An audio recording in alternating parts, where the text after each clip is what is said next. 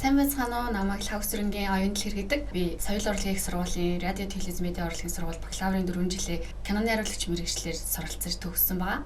Нарийн гарц сургалтын төвийг ер нь бол сошиал медиагаас зөндөө харж исэн. Тэгээд нарийн гарцыг сургалтын төвөөс худлаад хаана ямар чиглэлээр үйл ажиллагаа явуулж ийн гэдгсэн чинь манай дарханд байсан. Тэгээд очиж уулзаад тэгээд сургалтын төвдөө суух харсан. Тийхад үүдээр очиод бүр анханаас наа үсгэсээ эхлүүлээ заалгалсан. Тэгээд анханд шат дунд чат гэдэг ингээ 2 сарын хугацаанд сурчаад шалгалтаа өгөөд топик 3 авахад 1 оноо дутцсан байсан. За ер нь бол болохоор юм байна. Дахиад 1 сар үзээд алдъя гэж бодоод сая 7 сар шалгалтаа өгөөд 8 сар тариугаа авахд бол топик 4 тэнцсэн байсан.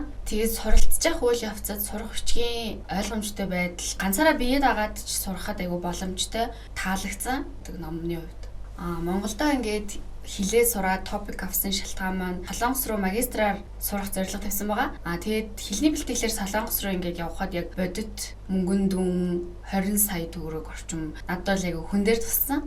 Тэгээ энийг юу нь яагаад заавал тэнд очиж 20 сая төгрөг төлж сурж ахаар эмчээний эцэг хихаад иргээд тэгээд сайн сурч болохгүй юм бэ гэдэг ингээд зорилго тавиад 3 сарын хугацаанд л энийг биелүүлсэн байгаа. Одоо тэгээ магистраар Солонгос руу суралцах гэж байна. Анх бол зүгээр одоо ингээд хилний бэлтгэлээ 20 саяын төлөө тэрийг одоо ингээд багасгахын төлөө хэл сурч исэн бол одоо эргээгээд миний топикийн 4 оноо над сургуулиудаас 70-аас 100% тэтгэлэг хүртэл эргээгээ санал болгож байна.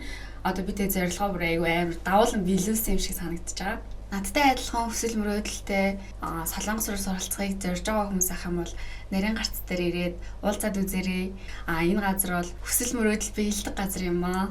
Нарийн гарцын хамт олондоо маш их баярлалаа.